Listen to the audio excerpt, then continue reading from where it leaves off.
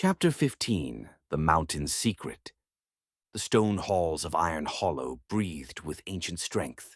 Mana veins, long dormant, pulsed faintly within the walls, glowing like dying embers in the vast cavern. Since mana had returned to the world, so had the mountain's lifeblood. Veins of once slumbering ore flickered to life, spreading tendrils of energy through the rock. The dwarves' ancestral tunnels, long thought to be unchanging, had begun to shift and breathe again. The group followed Tyrion through the main passageway, their footsteps echoing against carved rock. Dwarven eyes tracked their progress from shadowed alcoves, wary, curious, uncertain. Aros walked close to Dolo, his small hand gripping the older boy's sleeve. His golden eyes flicked from rune to rune along the walls. He could feel the mana here, old, heavy, slumbering beneath the layers of stone. It wasn't like the wind or trees in the Verdant Forest. This was something denser, colder, but just as alive. The ground hummed beneath Mako's boots, the stone whispering in ways only he could hear. The earth's mana spoke to him more clearly here, but it was like stepping into a room full of whispers, each voice pressing against his senses. Something had awakened deep in the mountain, and it was watching. Kaelin, walking beside Arindra, reached out to trace the faint light running through the rock. "It feels alive," she murmured. "It is," Arindra said softly. "It's waking up." Mako exhaled sharply, his fingers tightening around his axe. "Then it's waking up to something broken."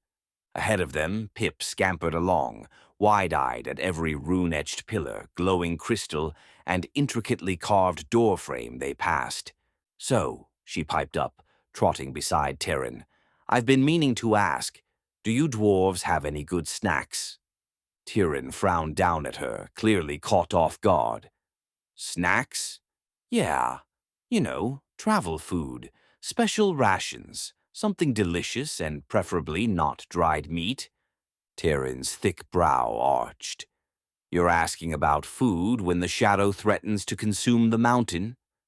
"Priorities, my bearded friend," Pip said, tail flicking. "You can't save the world on an empty stomach." Fennex, padding behind her, sighed. "She's been obsessed with food since we got here." "It's important," Pip insisted. "You all think dwarves are fierce warriors and smiths, which is true, but people forget the best cultures are known by their food." She grinned. "So, what do you eat?" Tyrion let out a short, gruff chuckle. "You're an odd one, Foxling, but since you ask, Iron Hollow makes the finest stone bread you'll ever taste." Pip's ears perked. "Stone bread? That sounds awful." "It is," Fennex muttered. Tyrion scowled. "You've never had fresh stone bread, lad.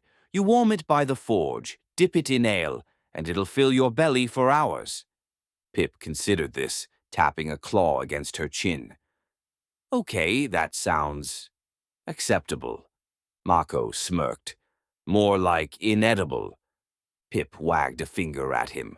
"Listen, if I find one good dwarven snack, I'll be a happy fox. What else you got?" Tyrion sighed, but seemed slightly amused. "Mountain-honeyed oats, black ale-basted meat, fire-roasted mushrooms from the deep tunnels." Pip practically swooned. "Now we're talking. All right, first order of business after this whole saving the world thing. Dwarven feast." Dolo chuckled, shaking his head. "Pip, focus." She sighed dramatically. "Fine, but after this, I'm finding the dwarven pantry." Waya walked alongside Dolo, running her fingers along a carved rune. Her brow furrowed. "Something's wrong," she murmured. Dolo looked over. "What is it?" "These runes," Waya said softly. "They're supposed to act as wards, reinforcing the stone's strength. But they're fragmented." She traced the surface carefully. "It's like something gnawed through them." Dolo frowned. "Shadow alchemy?" "Maybe, but—" Waya's expression darkened. This pattern is deliberate. Someone's been dismantling these defenses piece by piece. Tyron stopped ahead of them. "We don't have time to admire the walls," he said gruffly. "The council's waiting." Waya's eyes lingered on the damaged runes for a moment longer before she followed. As Aros passed, his fingers tingled. The stone was afraid. The tunnel opened into a massive cavern. The walls here pulsed faintly with mana, but thick veins of shadow laced through the rock like tar in cracked marble. The air was cold and damp. Aros stepped forward and placed a hand on the ground. His breathing quickened. "It's close," he whispered. "The shadow is close." Mako knelt and touched the ground beside him. The mana was fractured here, strained like a rope about to snap. He closed his eyes. The shadows whispered to him, "Welcome back, Stoneborn." His eyes shot open. Dolo caught the look on his face. "What did you hear?" Mako shook his head. "Nothing good." Pip pointed to the far wall. "Look."